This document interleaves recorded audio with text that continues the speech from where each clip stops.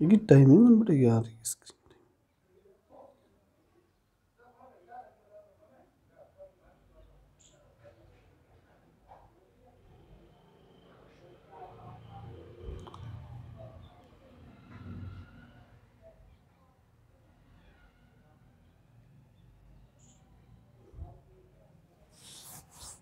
ये टाइमिंग वो तो करे यार।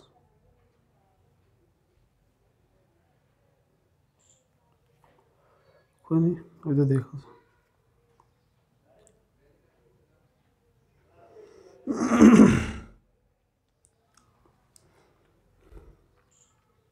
ऊंचाई पर आना मुझे थोड़ा सा ले।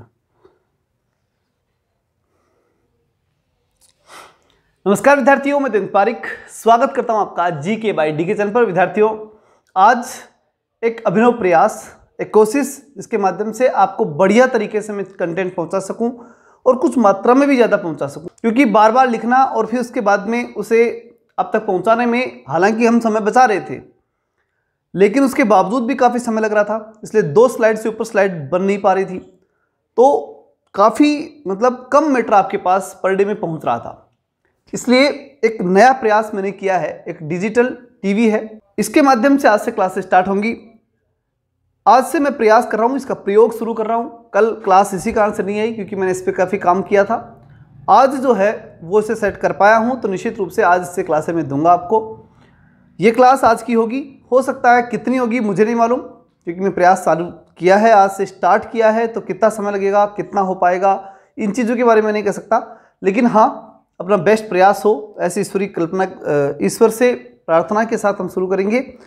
आज का जो पॉइंट है वो है कि सुकरात के बाद, जब हम सुकरात के बाद की बात कर रहे हैं, तो सुकरात के बाद में ऐसे कौन से विचारक थे जिन विचारकों को प्लेटो ने, जिन विचारकों से प्लेटो प्रभावित था, वो कौन से विचारक थे? तो सबसे पहले हम बात करें पाइथागोरस की, उसके बाद में हेराक्लिटस और पैरामेनाइडिस। ये 3 विचारक ऐसे प्रमुखता इसके अंदर हम ले सकते हैं। अगर हम सबसे पहले पाइथागोरस को, तो पाइथागोरस में प्लेटो ने, देखो पाइथागोरस कौन था? अच्छी तरह आपको मालूम है कि गणितज्ञ थे, और गणितज्ञ की गणित का प्रभाव ही किसके ऊपर पड़ा?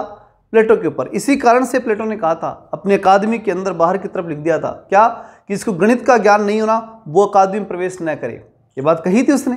तो जब ऐसी स्थिति में हम ये कह सकते हैं, ऐसी स्थिति में हम इस बात को कह सकते हैं कि पाइथागोरस का जो प्रभाव था, पाइथागोरस का जो प्रभाव था वो गणित के महत्व के रूप में था। यानी गणित का जो महत्व प्लेटो ने माना, वो कहाँ से सीख के माना? पाइथागोरस से। इसी प्रकार से मानव आत्मा की अमरता, मानव की आत्मा अमर है, इस अमरता का सिद्धांत भी उसने कहाँ से लिया? पाइथागोरस से। और तीसरी चीज लैंगिक समानता, जेंडर इक्वलिटी, जिसमें उसने कहा कि दार्शनिक शासक पुरुष भी बन सकता है और महिला भी बन सकती है। ये बात जो उसने कही, वो जेंडर इक्वलिटी भी उसने कहाँ से ली थी? पाइथागोरस से ली थी। इसके बाद दार्शनिक शासक का विचार, दार्शनिक शासक जो उसका मूल कंसेप्ट था, वो भी इसने यहीं से लिया था। तो कितनी बातें हुई? 4 चीजें याद रखना अच्छी तरह से। कौन कौन सी? गणित का महत्व, आत्मा की अमरता, लैंगिक समानता, दार्शनिक शासक, ये 4 चीजें। ठीक है, कहां से ली? पाइथागोरस से। पाइथागोरस कौन था? एक गणितज्ञ था, और वहां से चीजें इसने ली। अब पाइथागोरस ने समाज के अंदर 3 वर्गों की बात की थी। पाइथागोरस ने 3 वर्ग बताए थे, एक बुद्धि प्रेमी, एक सम्मान प्रेमी, एक धन प्रेमी। 3 प्रेमी, यानी 3 अलग अलग चीजों के प्रेमी थे। समाज में 3 अलग अलग प्रकार के लोग होते हैं। कुछ बुद्धि के प्रेमी होते हैं, जैसे आप और हम। कुछ लोग हो सकते हैं कि सम्मान के प्रेमी हों, जैसे नेता लोग, और कुछ लोग हो सकते हैं कि धन के प्रेमी हों। ठीक है, अलग अलग प्रकार के होते हैं। तो 3 प्रमुख प्रकार के पाइथागोरस ने समाज के अंदर लोग बताए। अब इस बात को यथावत प्लेटो ने लिया, और समाज में उसने भी 3 वर्गों की बात की थी, जिसमें उसने कहा था कि जो बुद्धि प्रेमी है वो दार्शनिक शासक बनेगा, जो सम्मान प्रेमी है वो क्या बनेगा? सम्मान प्रेमी होगा वो सैनिक बनेगा, और जो धन प्रेमी है, जो धन का प्रेमी है, वो क्या बनेगा? वो उत्पादक वर्ग बनेगा। इस प्रकार 3 वर्गों की बात इसने कहां से ले ली? पाइथागोरस से ही ली। यह वर्गीकरण प्लेटो ने पूरा स्वीकार किया, कोई दिक्कत नहीं। पाइथागोरस स्कूल के समान अकेडमी में भी महिलाओं के प्रवेश की इजाजत थी। ठीक है ना, यहां क्या बात हो रही है? स्कूल, पाइथागोरस स्कूल किसकी थी? पाइथागोरस की। उसी प्रकार अकादमी किसकी थी? अकेडमी किसकी थी? प्लेटो की। तो जैसे पाइथागोरस की स्कूल के अंदर बच्चों को स्त्री पुरुष किसी भी असमानता के बिना जो स्वीकार्यता थी, उसी प्रकार से एकेडमी जो कि प्लेटो की थी उसमें भी महिला और पुरुष का जो भेद था वो बिल्कुल नहीं था। ठीक है, अगली बात हम कर लेते हैं हेराक्लिटस और पैरामेनाइड्स की। अब इसको ध्यान समझना, हेराक्लिटस और पैरामेनाइड्स की जब मैं बात कर रहा हूँ, अच्छा ये जो पीडीएफ है ये आपको पीडीएफ के रूप में ऐसे कैसे मिल जाएगी, कोई घबराने की आवश्यकता नहीं है। मेरे अकॉर्डिंग बेस्ट दिख रहा होगा आपको, लेकिन अगर कुछ कमी है तो उसे हम जल्द दूर कर लेंगे। ठीक है ना, कोशिश बराबर जारी है, प्रयास लगातार मैं करता रहता हूँ कुछ नया और कुछ अच्छा आपको देने का। ठीक है, चलिए फिर भी कहीं कमी है तो मुझे जरूर बताइएगा। अब हम चलते हैं नेक्स्ट में, हम देखते हैं हेराक्लिटस और पैरामेनाइड्स की बात कर रहे थे। प्लेटो के थ्योरी ऑफ आइडिया ये अपन ने पढ़ लिया, प्रत्ययों का सिद्धांत, विचारों का सिद्धांत, आकार का सिद्धांत, ये अपन ने पढ़ा है। उस आकार के सिद्धांत को की बात अगर मैं करूं तो इन दोनों व्यक्तियों से उसके ऊपर प्रभाव पड़ा। किस किस का? हेराक्लिटस का और पैरामेनाइड्स का। विशेष रूप से इन दोनों का प्रभाव उसके थ्योरी ऑफ आइडिया के ऊपर पड़ा। मैं एक बात और कहूँगा, अपन ने पहले पढ़ा भी है, थ्योरी ऑफ आइडिया का जो सिद्धांत है ना वो सुकरात से ही निश्चित रूप से प्रभावित था। सुकरात ने सुकरात के समय जो गुफा का दृष्टांत दिया गया था वो बेसिक रूप से उसका मूल उद्देश्य उस उदाहरण का क्या था? थ्योरी ऑफ आइडिया था। इसी प्रकार से हेराक्लिटस और पैरामेनाइड्स ने जो सिद्धांत दिए या जो चीज़ें दी, जो विचार दिए, उन विचारों के आधार पर भी प्लेटो ने किसके ऊपर बेस, यानी ये जो थ्योरी ऑफ आइडिया था ना उसका, किसका? प्लेटो का, वो और मजबूत हुआ। किसके माध्यम से? हेराक्लिटस और पैरामेनाइड्स के विचारों को पढ़ के, इनके विचारों को पढ़ के उसका थ्योरी ऑफ आइडिया और भी मजबूत हो गया। यानी उसके थ्योरी ऑफ आइडिया में अलग से विचार उसे और प्राप्त हुए। इस विचार के ऊपर, थ्योरी ऑफ आइडिया के ऊपर मैं कह सकता हूं कि इन दोनों का भी प्रभाव पड़ा, सुकरात का भी प्रभाव पड़ा। ठीक है, तो ये थे प्रमुख विचारक जिनका प्रभाव किसके ऊपर पड़ा? प्लेटो के ऊपर पड़ा। तो किन किन की बात की अपन ने? सबसे पहले सुकरात की, उसके बाद में हमने जो प्रमुख विचारक था पाइथागोरस, उसकी बात की। इससे 4 चीज़ों का प्रभाव पड़ा। आपको एग्जाम में सीधा ये 4 चीज़ें दे करके पूछेगा और फिर पूछेगा कि किस विचारक से प्रभावित हुआ था इस मामले में, तो ये चीज़ ध्यान रखना। इसी प्रकार हेराक्लिटस और पैरामेनाइड्स के अंदर भी आपको अच्छे से याद रखना है कि इन दोनों ने थ्योरी ऑफ आइडियाज के ऊपर इफेक्ट डाला। किसका थ्योरी ऑफ आइडिया? प्लेटो का थ्योरी ऑफ आइडिया, प्रत्यय का सिद्धांत, आकार का सिद्धांत, विचार का सिद्धांत। क्लियर? चलिए अब चलते हैं प्लेटो के एक महत्वपूर्ण और ये कह सकता हूं कि उसका अपना एक खुद के द्वारा दिया गया एक महत्वपूर्ण सिद्धांत कौन सा था? प्लेटो का न्याय सिद्धांत। अब न्याय सिद्धांत का कंसेप्ट क्या है उसे हम सबसे अच्छे से जानने का प्रयास करेंगे। ध्यान से देखिएगा। प्लेटो का न्याय सिद्धांत क्या है? रिपब्लिक का मुख्य विषय ही न्याय है। सबसे पहली और सबसे महत्वपूर्ण बात, आपको सीधा पूछा सकता है कि कंसर्निंग जस्टिस किस किताब को जाना जाता था, या कंसर्निंग जस्टिस के नाम से किस किताब को जाना जाता था? तो रिपब्लिक को। उसका उपशीर्षक ही क्या था? Justice, concerning justice. मतलब इस किताब में जितना ज़्यादा न्याय के ऊपर बताया गया, शायद और चीज़ों के बारे में इसमें नहीं बताया गया। क्लियर? तो रिपब्लिक का मुख्य विषय न्याय है, रिपब्लिक का उपशीर्षक कंसर्निंग जस्टिस है। फिर हम बात करें कि इस न्याय में नैतिकता है, न कि वैधानिकता। एक महत्वपूर्ण बात क्या कि जो प्लेटो का जो न्याय सिद्धांत है, जैसे न्याय किसे कहते हैं? हम जज के पास गए, कोर्ट में गए और वहाँ जाकर के जो कोर्ट ने, जज साहब ने जो किया वो क्या है? वो न्याय है। और उस न्याय के अंदर क्या है? वैधानिकता है। क्या चीज़ पाई जाती है? वैधानिकता पाई जाती है। उस वैधानिकता के बजाय प्लेटो ने किसकी बात की? नैतिकता की। किसकी बात की उसने? नैतिकता की बात की। इसका जो न्याय था वो वैधानिक न्याय नहीं था। जैसे जज साहब के पास गए, वहाँ जो न्याय दिया गया वो न्याय लेकर के हम आ गए, वो वैधानिक न्याय है। लेकिन जो नैतिक न्याय होता है ना, उसके लिए किसी जज की जरूरत नहीं पड़ती, प्रकृति करती है वो न्याय। नैतिक रूप से मालूम पड़ता है कि सही है, ये गलत है। हम खुद कह देते हैं कि ये गलत हुआ, ये अच्छा हुआ। ठीक है, ये क्या है? कौन हो आप? सही और गलत करने वाले हम कौन हैं? हम वो लोग हैं जो कि सही और गलत को स्वाभाविक रूप से स्वीकार कर लेते हैं। किस आधार पर? नैतिक आधार पर। हम जो आधार लेते हैं ना वो नैतिक होता है, वो वैधानिक नहीं होता। हमने कौन सा कानून पढ़ा होता है उस समय? हम तो देखते कह देते कि ये गलत हो गया और ये सही हो गया। क्या है वो नैतिक न्याय है। ठीक है, तो प्लेटो भी ये कहता है कि न्याय में नैतिकता है, न कि वैधानिकता। नैतिकता के ऊपर उसमें जोर दिया जाता है। अगली बात आती है, न्याय का ग्रीक पर्याय है।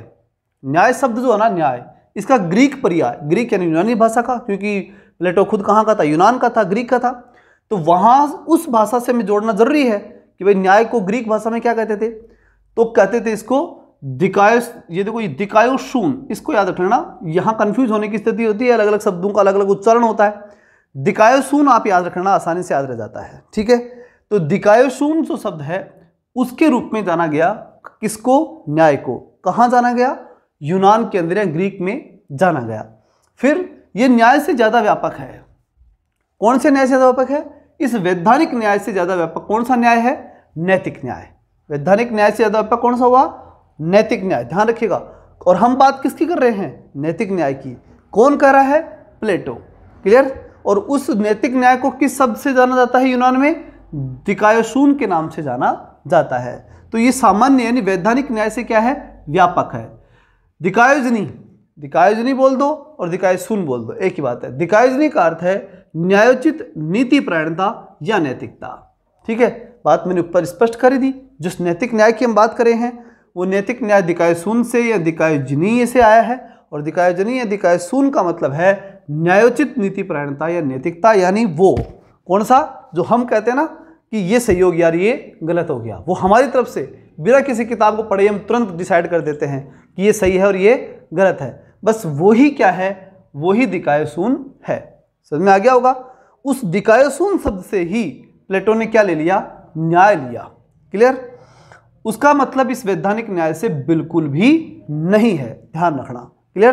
प्लेटो का न्याय क्या है, वैधानिक नहीं है। पहले तो ये समझो, प्लेटो का न्याय वैधानिक नहीं है। फिर क्या है, नैतिक न्याय है, क्लियर। एक बात क्लियर हो चुकी होगी आपको, और उसमें दिकायोशून शब्द की क्लियरिटी आई चुकी होगी।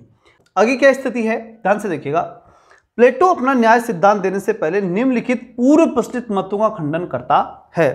पूर्व प्रचलित मत यानी पहले से जो मत चले आ रहे हैं उन मतों का खंडन करता है।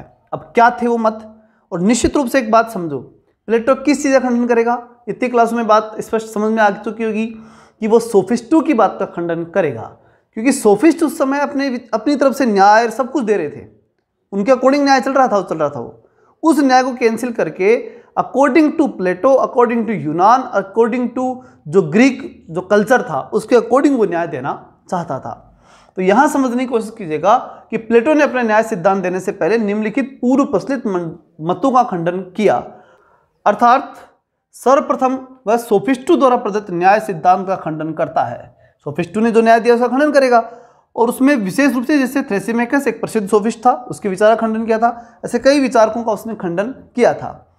फिर अपने न्याय सिद्धांत की उसने स्थापना की थी। देखिए, अगर इस चीज़ को डिटेल से पढ़ना है तो आप किसी भी बीए की किताब या किसी भी साधारण सी बुक हो, उस किताब को डिटेल से पढ़ोगे तो आपको कहानी के रूप में काफ़ी लंबा चौड़ा बताया जाएगा। लेकिन चूंकि हम तैयारी कर रहे हैं फर्स्ट ग्रेड के अकॉर्डिंग, इसलिए मैंने यहाँ पे सिलेक्टेड चीज़ें ही ली हैं, सिलेक्टेड बुक्स में से चीज़ें ली हैं। यहाँ इस बुक में मुझे बेस्ट लगा जो भी चल रही है इस समय, तो वहाँ से मैंने मैटर लिया है इसको समझाने के लिए, और यहाँ से बहुत ही शॉर्ट और बहुत ही शानदार तरीके से चीज़ें दी गई हैं इस कंसेप्ट के बारे में। केवल मैंने कहा था कि सब कुछ इसमें बेस्ट है, लेकिन क्योंकि अलग अलग किताबों से मैं सब चीज़ें लेके देखता हूँ और जहाँ मुझे सबसे बेस्ट लगता है वो चीज़ मैं लेता हूँ, और एक से भी नहीं लेता, कई किताबों से मिला करके मैटर बनाता हूँ। लेकिन ये कंसेप्ट इसमें बेस्ट था तो मैंने इसको सीधा ही ले लिया। तो यहाँ से हम आगे चलने का प्रयास करेंगे, और फिर भी कोई दिक्कत हो तो यहाँ से कंसेप्ट बहुत अच्छे समझ में आएगा, आपके बहुत अच्छी तरीके से समझ में आएगा। लेकिन डिटेल से अगर आपको इसके बारे में जानना होगी, कहानी के रूप में हम जाने, तो आप किसी भी बीए की किताब से आप लेकर के वहाँ से डिटेल पढ़ सकते हैं, ठीक है। एक वो, लेकिन वहाँ पर वो कहानी के रूप में है, काफ़ी लंबी चौड़ी कहानी उसमें गाई गई है, वहाँ से प्रश्न बनेंगे ऐसा संभव नहीं है, ठीक है ना। प्रश्न तो यहीं से बनने हैं, तो वो देख लो। तो अब बात क्या आती है कि उसने खंडन तो कर दिया, न्याय सिद्धांत उन लोगों का खंडन किया, और क्या किया, अपने न्याय सिद्धांत की उसने स्थापना की। अब बात आती है कि न्याय के निम्नलिखित सिद्धांत सोफिस्ट विचारकों की देन है, यानी जो नीचे जो दिए गए हैं वो सोफिस्टों ने दिए हैं, और जो सिद्धांत सोफिस्टों ने दिए उन सोफिस्टों के सिद्धांत की आलोचना फिर किसने की, प्लेटो ने की। तो न्याय के निम्नलिखित सिद्धांत सोफिस्ट विचारकों की देन है। सोफिस्ट व्यक्तिवादी, भौतिकवादी, अनिश्वरवादी, मानवतावादी, सापेक्षवादी। ध्यान रखना, मैं भी याद कर देता हूँ, घबराने की जरूरत नहीं है। क्या क्या चीज़ें, सोफिस्ट कौन कौन थे, सोफिस्ट किन किन विचारों को समर्थन देते थे, ये जानना है। तो देखिए, सबसे पहले वो क्या थे, व्यक्तिवादी थे। अब देखो, व्यक्तिवादी और मानववादी, ये रहा नीचे मानववादी। व्यक्ति को महत्व देना, मानव को महत्व देना, इसका मतलब होता है सीधा सीधा कि वो यूनान में प्रचलित जो ईश्वरीय अवधारणा थी, जो मानव से ऊपर कौन था, ईश्वर, उसका क्या कर रहे हैं, वो खंडन कर रहे हैं। इस बात को आप अच्छे से समझ लेना, ठीक है ना। इसलिए क्या बन गए, व्यक्तिवादी और मानववादी बन गए, पहली बात। दूसरी बात, भौतिकवादी और अनीश्वरवादी। भौतिकवादी अर्थात भौतिक चीजों में विश्वास करने वाले, और अनीश्वरवादी ईश्वर में विश्वास नहीं करने वाले, क्योंकि मैंने बताया ना यूनानी लोगों की जो ईश्वरीय अवधारणा थी उसका विरोध करते थे। तो तीन चीजें तो साफ साफ समझ आ रही है हमने, कौन कौन सी, व्यक्तिवादी, मानववादी और अनीश्वरवादी, ये तो क्लियर है। और जब ईश्वर को नहीं मानोगे तो किसको मानोगे आप, भौतिक विश्व को मानोगे, तो फिर क्या हो गया, भौतिकवादी। और उसके बाद में सापेक्षवादी, इसके बारे में मैंने पहले बता दिया था। सापेक्षवाद का मतलब होता है कि हर चीज में हस्तक्षेप किया सकता है, प्रत्येक चीज में परिवर्तन किया सकता है। और निश्चित रूप से मान के चलिए, जो लोग ईश्वर को नहीं मानेंगे, जो भौतिक चीजों में विश्वास करेंगे, वो ये भी मान लेंगे कि हम हर चीज में क्या कर सकते हैं, हस्तक्षेप कर सकते हैं। क्योंकि जो ईश्वर को मानेंगे वो ये मानेंगे कि भाई ईश्वर है, हम हस्तक्षेप नहीं कर सकते, ईश्वर की चीज है तो वो क्या होंगे, वो सापेक्षवादी नहीं, वो निरपेक्षवादी होंगे, जैसे प्लेटो और उसके साथी थे, ठीक है ना। तो ये कंसेप्ट समझ में आ चुका होगा। व्यक्तिवादी थे, मानववादी थे, अनीश्वरवादी थे, भौतिकवादी थे और सापेक्षवादी थे, कौन, सोफिस्ट। क्लियर। आगे चलते हैं, आगे हम जाने न्याय का परंपरागत सिद्धांत। उस समय का प्रचलित जो महत्वपूर्ण सिद्धांत, कौन सा, न्याय का परंपरागत सिद्धांत, उसमें क्या था उसको देखते हैं। देखिए, परंपरागत सिद्धांत के प्रवर्तक कौन थे, पहले तो ये जानना बहुत जरूरी है। तो पैसे परंपरागत और पैसे पॉलीमार्क्स, ये सब जोड़ लो पहले तो, पॉलीमार्क्स, परंपरागत, क्लियर।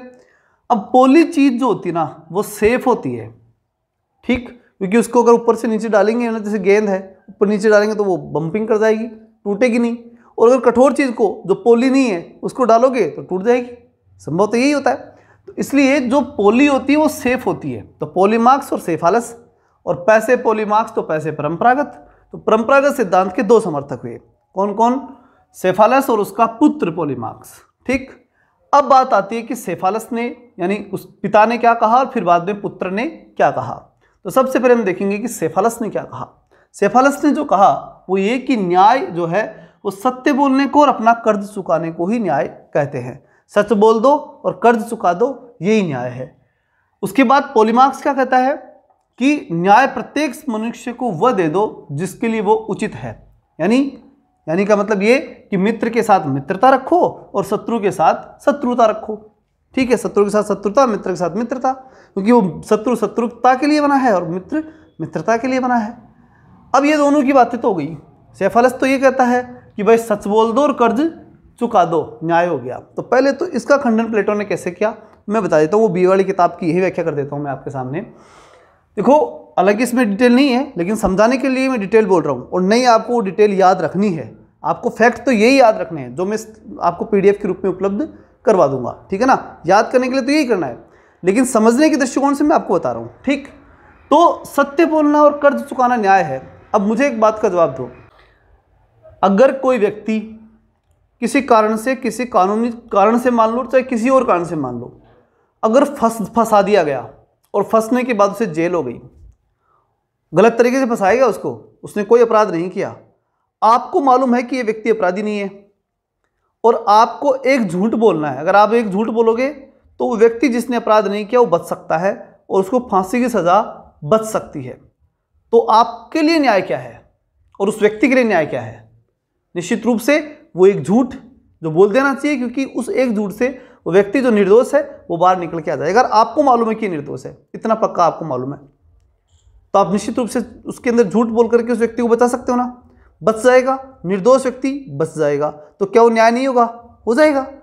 तो हमेशा ही क्या सत्य बोलना न्याय है? क्या हमेशा सत्य बोलना न्याय हो सकता है? नहीं हो सकता, पहली बात। दूसरी बात, फिर कर्ज चुकाना, क्या कर्ज चुका देना ही न्याय है? तो इसके लिए भी प्लेटो ने एक बात कही, क्या कही कि भाई जैसे मानो एक व्यक्ति है, वो बंदूक रखता है और बंदूक उसके पास ज़्यादा है मान लो, और वो आपको ले जा करके दे करके आ जाता है कि यार ये रखना मेरी, तू तेरे पास रख, जब जरूरत पड़ेगी मैं ले जाऊंगा। अब एक बार क्या होता है कि उसे किसी दुश्मन को मारना होता है, ठीक है, समझ आ रही बात? जिसने बंदूक रख के गया ना, जो व्यक्ति बंदूक रख के गया, उस व्यक्ति को किसी दुश्मन को मारना है। अब वो गया कि भैया मैंने जो आपको बंदूक दी थी ना, वो बंदूक मेरी वापस दे दो, ठीक है ना, क्योंकि मुझे उसकी आवश्यकता है। आपको अच्छी तरह मालूम है कि अगर इसको बंदूक दी, देते ही बंदूक जाकर के क्या करेगा, किसी व्यक्ति को मार देगा, और वो मारना सही नहीं है, वो न्याय नहीं है। आपको अच्छी तरह से नैतिक रूप से मालूम है कि इसको मारना न्याय नहीं होगा, तो आप क्या उसको देंगे, पहली बात। और दूसरी बात, अगर आपको ये मालूम है अच्छी तरह से कि अगर मैं इसे दूंगा ये मार देगा तो वो न्याय नहीं है, तो क्या वो कर्जा आपका चुकाना, यानी आपने जो कर्जा चुकाया वो कर्ज चुकाना न्याय है क्या, नहीं है। तो इस प्रकार से जो है वो प्लेटो ने यहाँ पर ये बात कही क्या, कि सत्य बोलना और अपना कर्ज चुकाना, जो सेफालस ने कहा था कि सच बोलना और कर्ज चुकाना न्याय है, इन दोनों बातों का उसने खंडन कर दिया। किसने किया, प्लेटो ने। और दूसरी बात पोलीमार्क्स की। पोलीमार्क्स ने क्या कहा कि न्याय प्रत्येक मनुष्य को वह देने जो उसके लिए उचित है, मित्र के लिए मित्रता और शत्रु के लिए शत्रुता। देखो यहाँ तक समझ में आता है कि मित्र के लिए मित्रता करना अच्छी बात है, लेकिन शत्रु के लिए दिन भर शत्रुता सोचना, उसको मारने के लिए प्लानिंग करते रहना, क्या जीवन के लिए सत्य है, क्या वो न्याय है। वो उस व्यक्ति ने क्या किया था, उससे बस केवल आपसे दुश्मनी हो गई, इस बात से ही क्या उसे मार देना सही है, क्या उसको दंड ये दिया जाएगा, क्या वो नैतिक रूप से सही है, नहीं है। तो इस प्रकार से ये बात भी गलत हो गई, किसकी, पोलीमार्क्स की भी, क्या कि न्याय प्रत्येक मनुष्य को वह देने जो उसके लिए उचित है, यानी मित्र के साथ मित्रता और शत्रु के साथ शत्रुता करना न्याय है। इस बात को खंडन कर दिया, किसने किया, प्लेटो ने किया। और क्या किया वो भी समझ लो, न्याय सबके लिए समान है, उसमें मित्र और शत्रु का भेद नहीं होता है, उसमें मित्र का भेद नहीं होता, शत्रु का भी भेद नहीं होता। क्लियर। उसके बाद बात आती है न्याय का उग्रवादी या आमूल परिवर्तनवादी सिद्धांत। दूसरा महत्वपूर्ण सिद्धांत है न्याय का, कौन सा, उग्रवादी या आमूल परिवर्तनवादी सिद्धांत। अब उग्रवादी या आमूल परिवर्तनवादी सिद्धांत के बारे में जब आपसे पूछा जाए, पहला पूछा गया परंपरागत सिद्धांत किसने दिया था न्याय का, तो क्या बताओगे, पैसे परंपरागत, पैसे पोलीमार्क्स, और पोली चीज क्या होती है, सेफ, तो सेफालस। क्लियर है। तो सेफालस और पोलीमार्क्स क्या थे, परंपरागत सिद्धांत के थे। सेफालस ने कहा था कि सत्य बोलना कर्ज चुकाना न्याय है, पोलीमार्क्स ने कहा था कि शत्रु के साथ शत्रुता और मित्र के साथ मित्रता करना न्याय है। इन दोनों का खंडन किया प्लेटो ने। क्लियर है। उसके बाद आता है दूसरा, न्याय का उग्रवादी या आमूल परिवर्तनवादी सिद्धांत। उग्रवादी सिद्धांत किसने दिया था, थ्रेसिमेकस ने दिया था। ध्यान रहे अच्छे से, ये सिद्धांत किसने दिया, थ्रेसिमेकस ने। क्या था ये सिद्धांत, थ्रेसिमेकस ने कहा शक्तिशाली का हित ही न्याय है। ये बात मैं पहले लिखा चुका हूं आपको, शक्तिशाली का हित ही क्या है, न्याय है। मतलब शक्तिशाली ने जो कर दिया ना, बस वही न्याय है, राजा ने जो कर दिया वही न्याय है। इसका मतलब यही तो हुआ, मतलब जिसकी लाठी उसकी भैंस। कार्ल मार्क्स से साम्य, वो बात कार्ल मार्क्स ने पहले कही थी कि भाई जैसे मानो कि दास प्रथा के, दास के अंदर स्वामी और दास था, ठीक है, उसके बाद में सामंत अवस्था में सामंत और श्रमिक था, ठीक, उसके बाद में जब मजदूर अवस्था आई है, बोल सकते हैं पूंजीवादी अवस्था, उसके अंदर पूंजीपति और मजदूर थे। तो उसमें सब में किसकी चल रही थी, जो स्वामी था या जो पूंजीपति था या जो सामंत था, उनकी चल रही थी। तो जिसकी लाठी उसकी भैंस, ये बात एक तरह से कार्ल मार्क्स से रिलेटेड करती है, बिल्कुल करती है साहब। फोस्टर के अनुसार ये कार्ल मार्क्स से रिलेट करती है, कोई दिक्कत नहीं, लेकिन फोस्टर ने एक बात कही, क्या कही, के अनुसार थ्रेसिमेकस का न्याय, यह सिद्धांत मार्क्स के दर्शन के अनुसार पुनर्जीवित हुआ है। फोस्टर ने कही थी ये बात, क्या कही थी, कि थ्रेसिमेकस का न्याय का यह सिद्धांत, कौन सा, शक्तिशाली का हित न्याय है, यह सिद्धांत फिर किसमें पुनर्जीवित हुआ, मार्क्स में पुनर्जीवित हुआ। यह बात किसने कही, फोस्टर ने कही। समझ में आ गई बात। सबसे पहली बात किसने की थी, थ्रेसिमेकस ने। क्या कही थी, कि शक्तिशाली का हित ही न्याय है। फिर उस बात को, यानी जो बात थ्रेसिमेकस ने कही, शक्तिशाली का हित ही न्याय है, उस बात के बारे में कौन कह रहा है, फोस्टर कह रहा है। क्या कह रहा है, कि इस बात का वापस रिपीटेशन कहाँ हो रहा है, पुनर्जीवित कहाँ हो रही है, मार्क्स में। ठीक है। तो थ्रेसिमेकस का न्याय मार्क्स के दर्शन के अंदर पुनर्जीवित हुआ है। नेक्स्ट अपन चलते हैं, अन्याय न्याय से अच्छा है। बहुत महत्वपूर्ण बात है, अन्याय क्या है, न्याय से अच्छा है। अब यहां पर कही जा रही है बात, मैं नहीं कह रहा हूं, ठीक है ना, अन्याय न्याय से अच्छा है, शासक का हित ही न्याय है। ये समझने की बात है, मैं समझा देता हूं, कोई दिक्कत नहीं है। शक्तिशाली कानून बनाता है, अन्याय न्याय से अच्छा है। थ्रेसिमेकस आगे क्या कहता है, यानी उसी बात से स्पष्ट होता है किससे, शक्तिशाली का हित ही न्याय है। इसी बात से बात स्पष्ट हो रही है क्या, कि अन्याय न्याय से अच्छा है। जब शक्तिशाली करेगा तो क्या न्याय करेगा? जैसे मार्क्स ने कहा था कि जब पूंजीपति मजदूर के ऊपर जो करेगा वो क्या न्याय हो रहा है? अन्याय ही हो रहा है। तो यहाँ क्या रहा है? अन्याय न्याय से अच्छा है। वो जो न्याय हो रहा है ना वो न्याय से अच्छा है, वही न्याय है एक तरह का। ठीक, शासक का हित ही न्याय है। शासक का हित ही क्या है? न्याय है। शक्तिशाली कानून बनाता है, कमजोर प्रजा उसका दंड से या भय से पालन करती है। तो कुल मिलाकर के इसी बात से बात स्पष्ट हो रही है। किस बात से? शक्तिशाली का हित ही न्याय है। इस बात से बात स्पष्ट होती है क्या? कि अन्याय न्याय से अच्छा है। यानी वो शक्तिशाली का हित जो कि एक अन्याय है वही अपने आप में क्या हो रहा है? न्याय हो रहा है। तो इसका है शासक का हित ही न्याय है। निश्चित रूप से शक्तिशाली का हित न्याय है, मतलब शासक का हित न्याय है। ये बात तो मैंने बताई थी, शक्तिशाली शासक बनेगा ही बनेगा, और उसका हित ही क्या है? न्याय। शक्तिशाली कानून बनाता है। अब शासक क्या बनाता है? कानून बनाता है। और जो प्रजा होती है जो कि शक्तिशाली नहीं होती वो उसका पालन करती है। किससे करती है? दंड के डर से। दंड के डर से मतलब दंड और भय के पालन से, वो दंड के कारण से वे दंड मिलेगा उस डर से उसका पालन करती है। तो समझ में आ गया होगा अच्छी तरह से। थ्रेसिमेकस ने जो सिद्धांत दिया वो क्या था? वो सिद्धांत था उग्रवादी या आमूल परिवर्तनवादी सिद्धांत। इसको भी प्लेटो ने स्वीकार नहीं किया। क्या था सिद्धांत? कि शक्तिशाली का हित न्याय है, और शक्तिशाली का हित न्याय नहीं हो सकता। ठीक है ना, ये हम सबको मालूम है, क्योंकि नैतिक आधार पर सही नहीं है। लेकिन होता यही है, ये बात थ्रेसिमेकस ने कही थी। शक्तिशाली जो होता है वो शासक बनेगा, जो शासक बनेगा वो जनता के ऊपर अन्याय करेगा, लेकिन अन्याय करेगा ना वो न्याय भी क्या है? उस बाकी सामान्य न्याय से श्रेष्ठ है। उस राज व्यवस्था के अंदर या कहीं कि सामान्य व्यवस्था के अंदर ऐसा ही होता है। ये प्रैक्टिकल बात है। ये बात किसने कही? थ्रेसिमेकस ने। लेकिन चूंकि इसका भी उसको क्या करना था? खंडन करना था। किसको? प्लेटो को। तो उसने इससे भी स्वीकार नहीं किया। फिर तीसरी बात आती है न्याय का यथार्थवादी सिद्धांत। तीसरा सिद्धांत है न्याय का कौन सा सिद्धांत? यथार्थवादी। यथार्थवादी सिद्धांत किसने दिया? यह महत्वपूर्ण प्रश्न है। ग्लाउकोन और एंडीमेंट्स ने दिया था। प्लेटो का भाई था एंडीमेंट्स। ठीक, याद रखना, विशेष रूप से ग्लाउकोन का नाम याद रखना। ग्लाउकोन ने किसे क्या दिया था? यथार्थवादी सिद्धांत।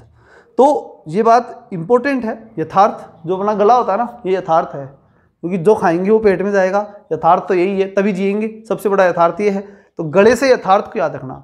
सबसे बड़ा यथार्थ क्या है? गला। ये कटा, हम गए। इसके अंदर से खाना गया, हम जिएंगे। सबसे बड़ा यथार्थ है, ऐसे याद रखना। तो यथार्थवादी ग्लूकोन। ठीक हो जाएगा। दूसरा एंडीमेंट्स, और हम एंड भी हो जाएंगे अगर ये क्या नहीं हो तो, गला नहीं हो तो एंड हो जाएगा। तो एंडीमेंट्स और ग्लाउकोन, ऐसे करके इसको याद रखना। ये यथार्थवादी सिद्धांत के प्रवर्तक थे।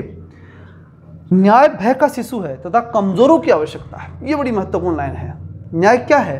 भय का शिशु, डर का शिशु है। कौन? न्याय। देखो अभी थोड़ी देर पहले बात क्या हो रही थी? थ्रेसिमेकस की। थ्रेसिमेकस ने क्या था? शक्तिशाली का हित न्याय है। शक्तिशाली है वो जो करेगा, उसका जो हित, उसके हित में जो कुछ है वही न्याय है, बस वही सबको मानना है। अब यहां पर बात हो रही कि न्याय भय का शिशु है। न्याय क्या है? भय का, डर का शिशु। कौन? न्याय। मतलब ये कि डर के कारण से न्याय पैदा होता है। हम जो कुछ न्याय करेंगे ना वो डर के कारण करेंगे। ये कुछ हद तक वैधानिक न्याय की तरफ जाता है। और चूंकि यथार्थ न्याय है इसलिए हम स्पष्ट कर सकते हैं कि वास्तविक जो हम आजकल जो न्याय मानते हैं ना उससे रिलेट करता है। कौन सा? यथार्थवादी सिद्धांत। वैसे रूप से समझो कैसे? भय का शिशु है न्याय। कानून बनाया जाता है, कानून का फिर उसके बाद पालन कराया जाता है। नहीं मानता तो उसे दंड दिया जाता है। वो जो दंड होता है ना, उस दंड के कारण से लोग उस न्याय को मानते हैं, उसको स्वीकार करते हैं। सीधा सा उदाहरण है, अभी यूपी अच्छा खासा उदाहरण चल रहा है। कोई भी बदमाशी करता है तुरंत प्रभाव से बुलडोजर लेके पहुंच जाओ। क्या है? भय। उस डर के कारण से न्याय पैदा होता है। कहने मात्र से न्याय नहीं होता है, डर के कारण से। सबको डर लगता है और सबको ये लगता है कि हाँ ये गलत किया है ना, इसका मकान फूटेगा, बुलडोजर आएगा। और बुलडोजर आकर के जैसे मकान फोड़ता है तो पब्लिक क्या कहती है? सही हो गया। सही हो गया मतलब नैतिक रूप से न्याय हो गया। यही बात हुई। तो इस प्रकार के यथार्थ न्याय की बात कौन कर रहा है? ग्लाउकोन और एंडीमेंट्स करता है। वो कहता है यथार्थ से जोड़ना। यथार्थ यानी वास्तविकता, और वास्तविकता यही है, डर के कारण से न्याय का पालन होता है। तो न्याय भय का शिशु है, तो कमजोरों की आवश्यकता है। कमजोरों को क्या चाहिए? न्याय चाहिए। उसकी उनको आवश्यकता। ताकतवर को नहीं चाहिए न्याय। उसके सामने वो तो न्याय को देख ही नहीं सकता क्योंकि वो तो अन्याय करता है। इसलिए ये किसकी आवश्यकता है? कमजोर की आवश्यकता है। ये बात ध्यान रखना। न्याय का यथार्थवादी सिद्धांत जो है ना, वही प्रैक्टिकल जीवन में चलता है। जैसे मैंने बताया यूपी वाला उदाहरण, वो जोड़ लेना इस पे। न्याय भय का शिशु है, डर के कारण लोग न्याय का पालन करते हैं, और कमजोर लोग है ना, उनको न्याय चाहिए, उनकी आवश्यकता है। यही सबसे बड़ा यथार्थ है। इस मामले में वो किससे साम्य करता है? होब्स से। अभी थोड़ी देर पहले अपन ने बात की थी मार्क्स की। मार्क्स किसके साम्य करता है? तो कमजोर की आवश्यकता है, ठीक है ना, ये इसकी आवश्यकता है। फिर होब्स से साम्य है। अभी अपन ने पढ़ा कि थ्रेसिमेकस ने जो सिद्धांत दिया था वो मार्क्स से साम्य कर रहा था। यानी जो न्याय का शक्तिशाली वाला जो सिद्धांत था,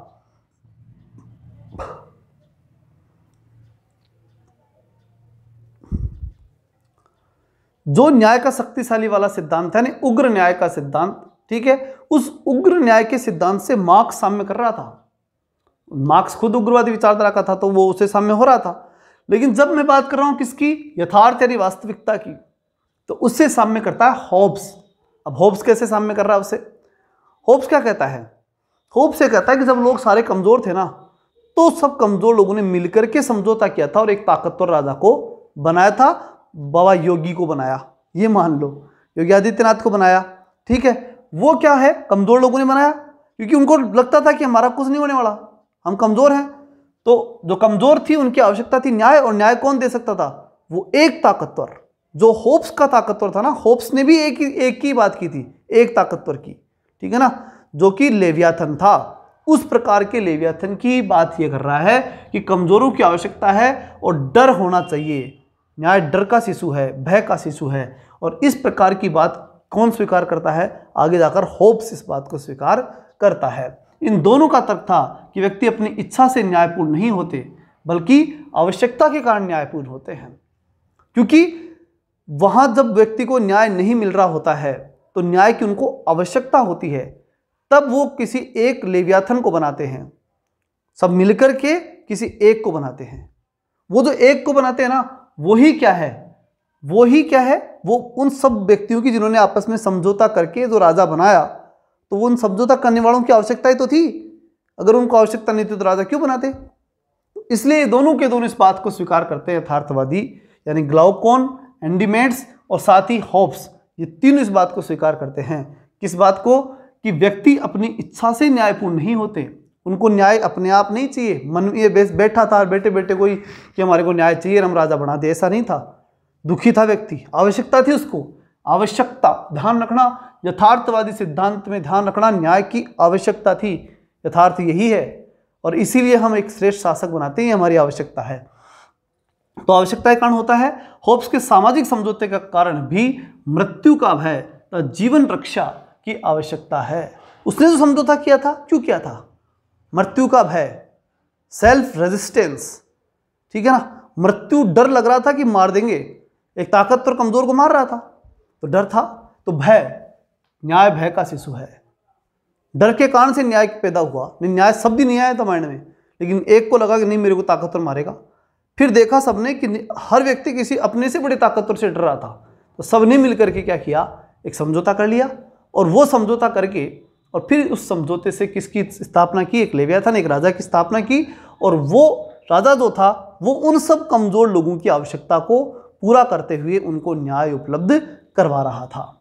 इस प्रकार से हम कह सकते हैं कि होब्स के सामाजिक समझौते का कारण भी मृत्यु का भय था, जो इस बात की बात यथार्थवादी भी मानते हैं। तो जीवन रक्षा की आवश्यकता थी, ठीक है ना। ये एक महत्वपूर्ण बात इसमें रही। देखें, उपयुक्त तीनों सिद्धांत कौन कौन से सिद्धांत? यथार्थवादी सिद्धांत, उससे पहले उग्रवादी सिद्धांत, उससे पहले परंपरागत सिद्धांत। तीनों सिद्धांत अपन ने जाने, और तीनों सिद्धांतों की बात की जा रही है कि तीनों सिद्धांत न्याय को बाह्य, व्यक्तिगत, कृत्रिम, ये तीनों क्या करे हैं?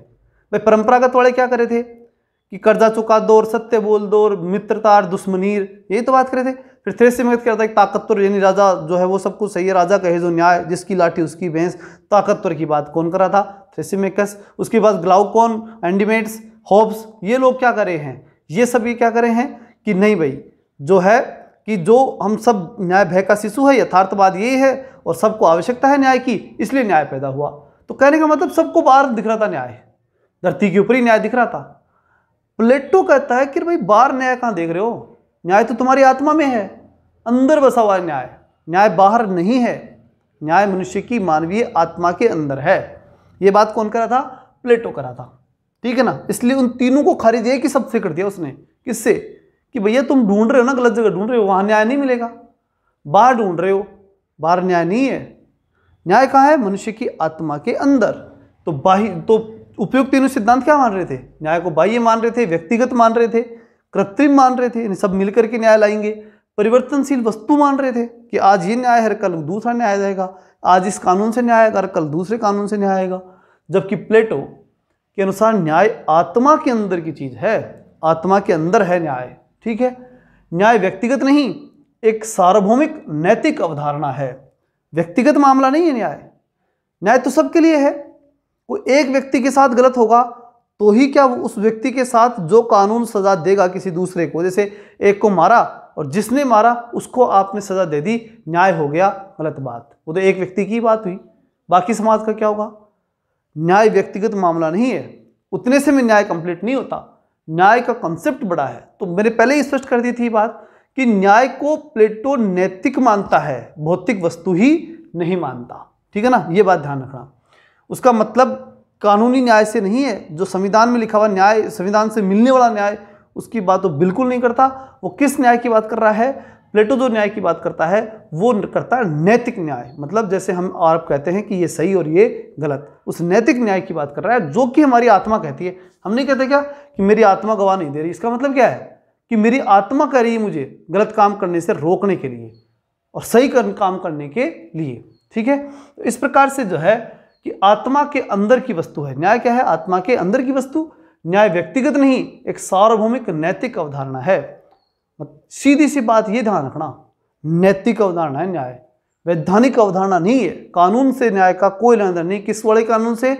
प्लेटो वाले न्याय को कानून से लेना देना नहीं है। प्लेटो वाले न्याय को मतलब किससे है? नैतिकता से। ध्यान रखना। अगली बात, लास्ट लाइन और देख लो, इससे और क्लैरिटी आ जाएगी। प्लेटो के अनुसार न्याय मानवीय आत्मा का गुण और मन की आदत है। आत्मा का गुण है न्याय और मन की आदत।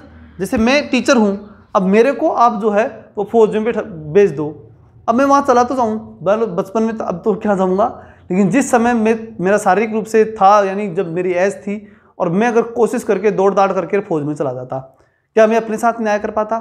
नहीं कर पाता, क्योंकि मैं उसके लिए बना ही नहीं था। मेरा मानवीय आत्मा का गुण किसी कंसेप्ट को जो है एक्सप्लेन करने के लिए बना है। जो आपके सामने कर रहा हूं, मैं खुश हूं इस बात से कि मैं आपको जो विषय है वो स्पष्ट रूप से समझाने का प्रयास कर रहा हूं, क्योंकि ये मेरी मानवीय आत्मा का गुण है। न्याय मानवीय आत्मा का गुण और मन की आदत है। आत्मा का गुण और मन की आदत है। जो मानवीय आत्मा में आए ना वो सही है, बेस्ट है, कोई टेंशन नहीं है। यहां तक बात समझ में आ गई कि न्याय क्या है? मानवीय सद्गुण है, आत्मा का गुण है, सद्गुण है, ठीक है। ये सत्य है, सत्य, सद्गुण, ज्ञान, ये सब मैंने बताई दिए थे आपको। तो मानवीय गुण है, मानवीय सत्य है, मानवीय सद्गुण है। इस प्रकार से हम कह सकते हैं कि मानवीय आत्मा का एक बड़ा गुण है कौन? न्याय।